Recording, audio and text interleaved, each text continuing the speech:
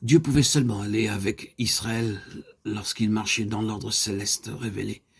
Et ce n'est que lorsque vous découvrirez pour vous-même la révélation du plan de Dieu que vous connaîtrez la victoire.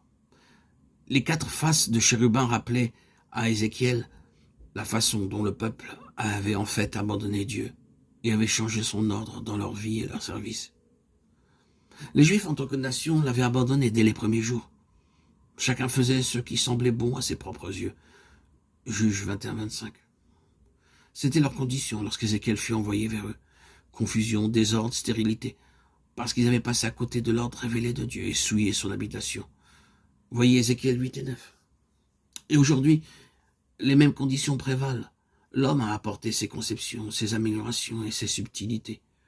En les substituant à la parole de Dieu, il a apporté chaos, lutte, confusion et stérilité parmi le peuple de Dieu. Alors, comme les 4 faces rappelaient au prophète l'immuabilité de la parole de Dieu, nous devons aussi nous en souvenir. Considérons chacune d'entre elles. La première face, celle de l'homme, nous rappelle que le Seigneur Jésus devint un homme, lui qui était roi des rois, fut crucifié dans la faiblesse pour nous. Et nous devons nous humilier et apprendre de lui l'humilité. Qui sommes-nous pour nous glorifier de nos propres œuvres? Non, la croix de Christ doit travailler de plus en plus profondément en nous, afin de nous rendre véritablement humbles.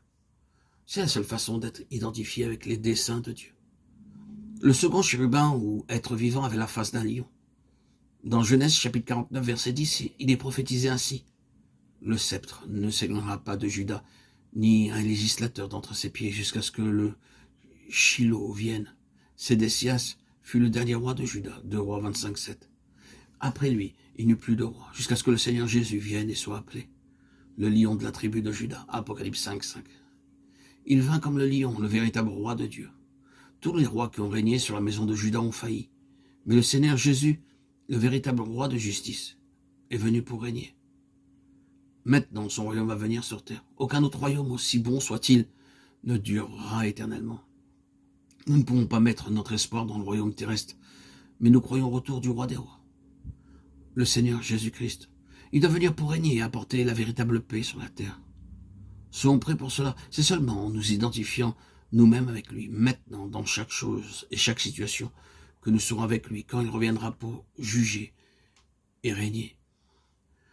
La troisième créature avait la face d'un bœuf. Le bœuf était utilisé par les Lévites comme offrande, consumé par le feu pour le péché ou comme offrande de paix.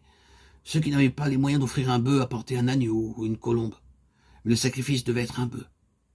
Le Seigneur Jésus-Christ mourut à notre place pour notre péché et a porté notre fardeau. Le taureau ou le bœuf étaient généralement utilisés pour tirer des charrettes ou des fardeaux très lourds. Ces animaux humbles et patients nous rappellent le complet sacrifice du Seigneur Jésus qui porta nos fardeaux et nos péchés. Nous ne pouvons pas porter nos propres fardeaux, mais il le peut, si nous le laissons faire. Si vous essayez encore de porter vos fardeaux, peines et troubles, priez et continuez de prier jusqu'à ce que le fardeau soit placé sur lui. Vous vous trouverez alors fortifié parce que vous recevrez de lui. Il offre le repos pour le fardeau le plus lourd, mais cela vient seulement lorsque nous lui remettons nos soucis. Il peut être touché par nos infirmités car il a connu toutes les épreuves lors de son séjour sur la terre. Aussi, prenons notre place en lui comme celui qui porte nos péchés et nos fardeaux. La dernière des créatures avait la face semblable à celle d'un aigle. L'aigle est un oiseau qui ne vieillit pas rapidement. C'est le symbole de l'éternelle jeunesse. Psaume 103-5. Ésaïe 40-31. Lorsque vous devenez âgé, vous ne pouvez pas faire tout ce que vous souhaitez faire. L'aigle, on peut le dire, reste jeune, à un âge avancé. Il n'arrête pas de se déplacer. Il vole encore haut et sur de grandes distances.